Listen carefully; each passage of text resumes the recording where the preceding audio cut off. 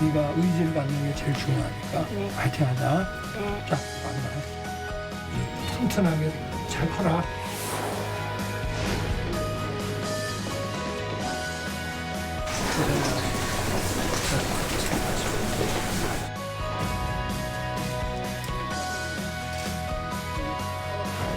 소아과 병원이 많이 부족하다는 얘기가 많습니다. 소아의료 체계, 응급의료 체계, 또 24시간 상담, 더 보강을 해가지고 아이들이 커나가는데 지장이 없도록.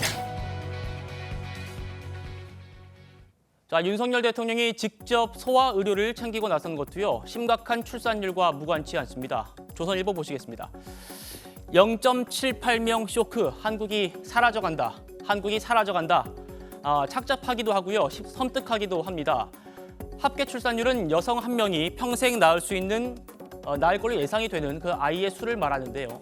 1970년에 이렇게 4명을 넘어섰는데 뚝뚝 떨어지더니 2010년에는 한 명대 초반이 됐고 또 2018년에는 한 명대가 무너졌습니다. 그리고 또 4년 만에 0.7명대로 떨어졌습니다. 세계에서 처음 있는 일이다, 쇼크다 이렇게 표현을 하고 있습니다. 전 세계의 나라가 252개가 있는데요. 우리나라가 꼴찌입니다. OECD로 좁혀보면 상황이 더 심각하고요. 10년째 꼴찌 중인 건 물론이고 OECD 38개 나라 중에 유일한 0명대입니다. 옆나라 일본은 고령화로 헤맨다는 일본도 1.33명인데요. 중앙일보 일면도 좀 보시겠습니다. 자, 더 쇼크다. 뭐가 더 쇼크냐? 서울은 0.59랍니다. 전국에서 제일 낮습니다. 서울에서 백상이 결혼하면은 아이를 60명도 안 낳는다는 겁니다. 부산과 인천도요, 0.72명, 0.75명으로 평균 아래였고요. 그나마 세종시가 1명을 넘었는데 부모 직업이 안정적인 공무원들이 많고 또 보육 환경이 좋은 곳으로 평가가 되죠. 실장님 어떻게 보셨습니까?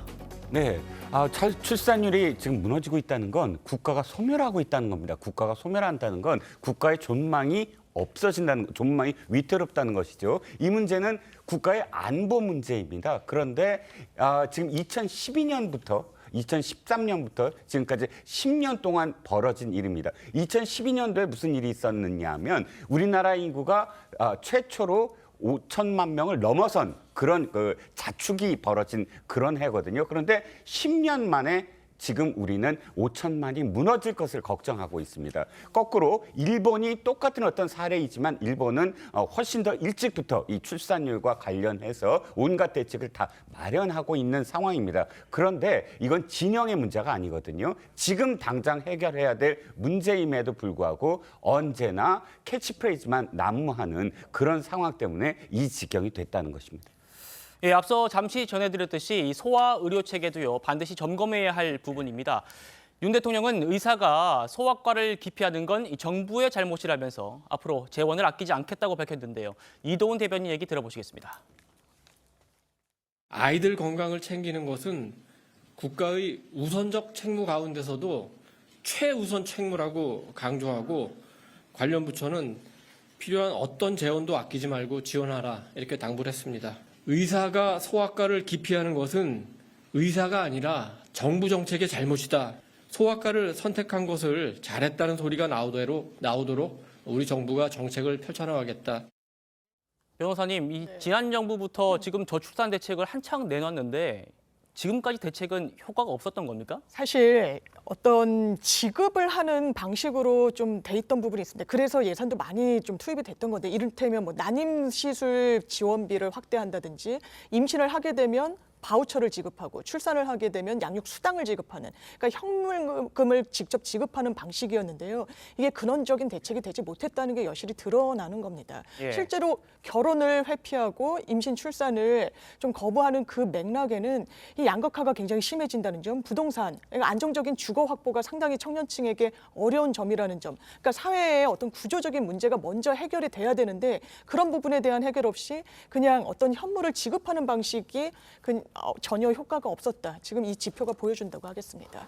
정부가 개선안 내놨는데 이거는 좀 효과가 있을 것 같으신가요? 사실 의사협회에서 별로 좀 호의적이지가 않습니다. 이제 대통령께서 내놓으신 그 방책도 저는 진단은 정확하다고 봅니다. 이게 예. 어떻게 이 직역의 문제겠느냐, 정부의 문제다라는 그 진단은 정확한데 그렇다면 그 해결책과 관련해서 이 사각지대를 없애기 위해서 24시간 진료 체계를 소아과 같은 경우에 좀 확보해라. 그래서 영상으로도 진료를 해라라고 이 주문을 대통령이 했지만 의사협회에서는 비대면 진료에 대해서 상당히 거부감을 갖고 있습니다. 예. 여기에 대해서 의견을 좁힐 여지조차 없다라고 보는 게 사실 맞을 것 같고요. 그리고 어떤 이 비대면 진료뿐만 아니라 의사 정원을 확대해야 사실상 소아과 정원 의사 확보 문제도 해결이 될 수가 있는데 의사 정원에 대해서는 의사협회가 찬성하고 있지 않습니다. 간호사법 제정 문제 때문에 더 이견이 노출되고 있는 상황이라 사실상 이 문제를 풀어나가기는 난항이 많이 예상됩니다. 알겠습니다. 정부의 노력을 좀 더 지켜보도록 하고요. 또 윤 대통령은 이 노조 회계의 투명성을 강조하면서 이 노조 개혁에도 드라이브를 걸고 있습니다. 그동안 노조 개혁과 관련한 윤 대통령의 발언도 모아봤습니다. 노사관계에 있어서 노든 사든 불법은 방치되거나 용인돼서는 안 됩니다. 조직적 불법, 폭력 행위에 대해서는 법과 원칙에 따라 그에 상응하는 책임을 끝까지 묻겠습니다. 아직도 건설 현장에서는 강성 기득권 노조가 금품 요구, 채용 강요, 공사 방해와 같은 불법 행위를 공공연하게 자행하고 있습니다. 폭력과 불법을 보고서도 이를 방치한다면 국가라고 할 수 없습니다. 자, 정부의 회계장부 공개 요청에 노조의 반발이 거센데요. 오늘 이 기사가 눈에 띄었습니다. 서울신문 보겠습니다. 서울시가 한국노총의 노동자 자녀 학자금 명목으로 최근 5년간에 52억 원을 지원했다, 이런 기사입니다. 문제는요, 1인당 지원 금액이 크고 소득 기준이 없답니다. 가장 문제가 여기 아랫부분인데요. 지급 절차가 부실하다. 그러니까 산별노조가 추천자를 선정해서 올리면 서울노총의 장학위에서 선정하는 그런 구조입니다. 사실상 나눠먹기 장학금이다, 이렇게 신문은 지적을 하고 있고요. 이 자료를 만든 권성동 의원은 특혜성 장학금으로 국민과 비노조원의 세금이 투입되는 것이 과연 적절한가, 이렇게 지적을 했습니다. 윤석열 대통령도요, 노조 집행부가 돈을 어디에 쓰는지 궁금해도 이 제기를 못한다, 완전히 왕따시키고 있다. 그러니까 혹시나 내 아들, 내 딸이 이 장학금 대상에서 빠져버릴 수 있지 않을까, 우리를 가만두지 않겠다, 이렇게 우려가 있기 때문이라는 겁니다. 자, 실장님, 네. 상황이 이렇기 때문에 공개를 통한 감사는 좀 필요한 건 아니겠습니까? 네, 그렇습니다. 지금 이게 저는 국민들에게 정말 충격적인 어떤 상황이라고 보여져요. 자, 한국노총 이야기만 한번 예를 들어보죠. 지금 노조에 속한 사람들이 사회적 약자인가요? 특별히 그들에게 학자금을 지금 자녀들에게 학자금을 지불해야 되나요? 학자금을 지불해야 되는 건 그보다 더 사회적 약자들, 진짜 사각지대에 있는 사람들을 보호하기 위해서 이런 제도가 필요한 것입니다. 그런데 노조에 있는 사람들은 최소한 직업이 있고 그 직업 속에서 안정적인 어떤 가정을 꾸리는 사람들이거든요. 우리가 1950년대 어떤 노조운동을 생각하는 그런 상황이 아니지 않습니까? 그렇기 때문에 특히나 지금 민주노총과 한국노총이 자신들의 회계 자료를 왜 공개하느냐라고 목소리를 높이는 것도 이해가 가지 않습니다. 그들은 임협과 단협을 통해서 지금 경영자에게 회계를 투명하게 하라, 다 노조에 공개하라 하면서 자기들은 내놓지 못한다는 겁니다.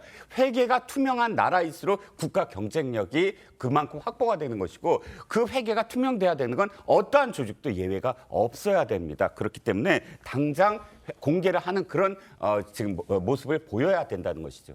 알겠습니다. 자, 그런가 하면요, 이 노조가 방만하게 재원을 사용한 정황은 또 있습니다. 신문 보시겠습니다. 자, 기아차 노조 얘기인데요. 조합원들이 노조 지도부에 폭발을 했다고 합니다. 무슨 일이냐면 단체 티셔츠를 만들었답니다. 돈 모두 4억 6천만 원이 들었고요. 총 3만 명 분이어서 1인당 16,000원짜리 정도가 된다고 합니다. 그런데 봤더니 재질도 면 100%도 아니고 싼 재질이었다고 하고요. 심지어 옷에 다른 업체 라벨이 붙어 있기도 하고, 그러다 보니까 일부에서는 쓰레기를 돈 주고 사왔냐, 이런 말까지 나온다고 합니다. 조합비를 이용해가지고 뭐 재고품을 사온 것 아닌지 당연히 의심이 갈 수밖에 없죠. 자, 의혹은 또 있습니다. 입찰이 결정되기도 전에 업체가 샘플 티셔츠를 만들었다. 이런 겁니다. 조합원들이 진정을 넣었는데 경찰은 범죄 혐의가 특정되지 않고 내용이 정확하지 않는다. 이런 내용으로 반려를 했고요. 조합원들은 재수사를 요구한 상태입니다. 자, 대변인님, 왜 이런 그 상황이 벌어졌다고 좀 봐야 할까요? 저 문제야 이제 뭐 진위를 가려봐야 되고 수사를 또 한다고 하니까 밝혀질 것 같은데 통상적으로 어느 회사 뭐 특정 회사의 뭐 노조가 됐던 뭐 그 사측이 됐던 저렇게 이제 뭐 회사 구성원들과 아니면 뭐 단체의 구성원들과 뭐 물품 구입을 하는데 나중에 실제로 드러난 거 보면은 정말 형편없는 물건들이 올 때가 있어요. 그거는 뭐 군납에서도 가끔 드러나는 거 아니겠습니까? 그러다 보면은 조사를 하거나 수사를 하면은 중간에서 착복을 하거나 뭐 이렇게 도덕적 행위가 벌어지는 거죠. 그 안에 있는 뭐 결정할 수 있는 권한자들이. 그래서 저거는 뭐 철저히 밝혀지면 될 것 같고요.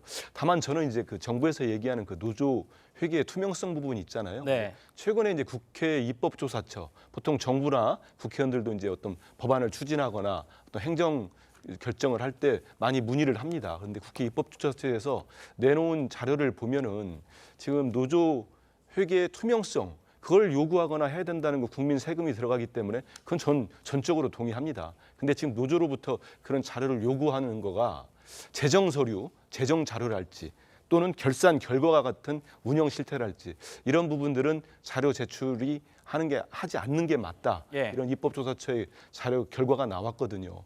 더군다나 지금처럼 이렇게 하면은 국제노동기구의 협약에 위반될 가능성도 있다고 하니까 정부에서 노동개혁을 또 추진하고 있으니 노조를 일방적으로 하기보다는 서로 이렇게 협의를 하고 좀 의견을 나누고 하면 좋을 것 같습니다. 네, 대변인님 어떤 의견 있으신가요? 근데 이거를 뭐 노동조합의 어떤 권리에 관련한 그 부분으로 확대 해석하기보다는 그냥 단순한 어떤 금전 문제로 봐야 될 부분이 많죠. 예. 몇 명 안 모인 모임에서도 총무가 있죠. 총무가 어떤 금액을 지출함에 있어서는 그 구성원들의 동의를 구하고 또 다 공개하고 요새는 뭐 영수증 찍어서도 올리지 않습니까? 근데 노조에서 이렇게 큰 노조 조합비를 얻어서 뭔가를 함에 있어서 조합원들의 반발을 샀다. 그 뭐 억울하다고 한다면은 그걸 떨치기 위해서라도 공개를 하는 게 맞죠. 그런데도 뭐 이유를 들어서 어떤 거는 공개가 필요하고 어떤 건 필요하지 않다. 이렇게 얘기하는 자세가 국민들로부터 큰 공감을 얻기는 어렵다고 저는 봅니다. 알겠습니다.